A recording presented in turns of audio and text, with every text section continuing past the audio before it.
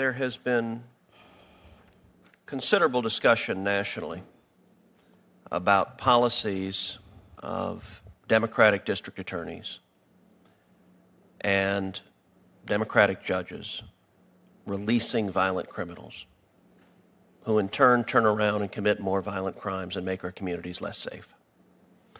This has been a problem plaguing the country as we've seen crime rates skyrocket and murder rates skyrocket. And it is a problem that is exacerbated by the Biden administration and the Democrats in the Senate who continue to further the priorities of releasing violent criminals. When I look at your record, I see a pattern of doing the same thing. You're very familiar with the case of Albertus Lewis. Albertus Lewis allegedly shot Myra Sanchez in the head and then dumped her body in a wheelchair outside of a hospital in downtown Columbia. You granted Lewis a surety bond in the amount of $150,000. After you did so, it turned out that Lewis was involved in yet another violent incident when police responded to a domestic violence scene involving Lewis, where a woman called 911 saying Lewis had a gun and was setting things on fire. When police arrived, they had to fire almost immediately because of the danger, and they had to go in because Lewis picked up a small child and used a small child as a human shield, in the process causing injury to two sheriff's deputies. Do you think it was a mistake to release a violent criminal on bond when he went out and committed yet another violent crime? Thank you, Senator. As I previously stated, Mr. Lewis, when he initially appeared before me, I denied his bond.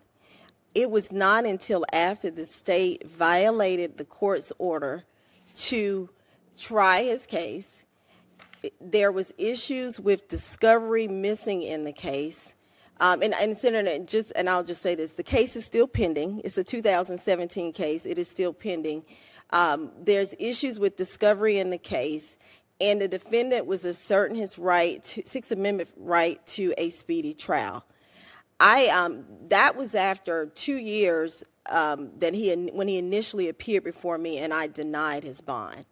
In considering any bond, Senator, I consider the United States Constitution, the South Carolina Constitution, and I have to consider the bond statute of the General Assembly in South Carolina. Okay, so you just said you did it because of a speedy trial claim. What is the remedy for a speedy trial claim? The remedy for a speedy trial claim is dismissal. So you didn't do that, did you? My consideration was based on him violating the court's previous order of not trying the case. It was By the way, what's the Fourth Circuit precedent on speedy trial claims? And isn't it in fact the case that the Fourth Circuit has repeatedly held that substantially longer delays don't violate the speedy trial clause? Well, I think there's an analysis that has to be done. Did you engage in that analysis? Yes, and part of that analysis is that the state has to give a reason as to why they did not try the case. And in that case, the state did not have a reason whatsoever. So you said you engaged in that analysis. Did you write an opinion? Did you explain your reasoning from the bench? I don't recall. I do not recall, but we do not usually have published opinions in South Carolina. Well, you know, the court they've appointed you to, that's what they do. And yes, I understand that. So I'm going to give you a chance to answer my question again, because I started with, do you think it was a mistake to release a violent criminal who turned around and injured two sheriff's deputies and held up a little child as a human shield? Was it a mistake?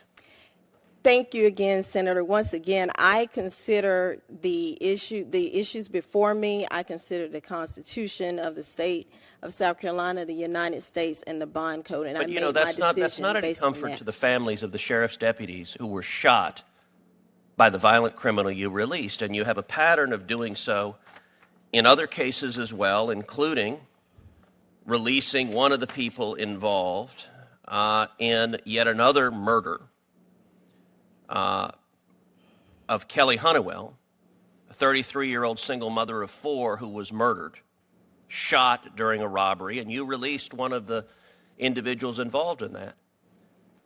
And listen, what I find amazing is the Biden administration claims they bear no responsibility for releasing violent criminals who turn around and murder people. But then President Biden keeps nominating judicial nominees who have a history of releasing violent criminals who turn around and murder people. And every Senate Democrat's going to vote to confirm you, and they're going to go home and tell their constituents, oh, we don't support releasing violent criminals who turn around and murder people, and yet we keep following this pattern over and over again. There's a reason people are very concerned about the safety of their families.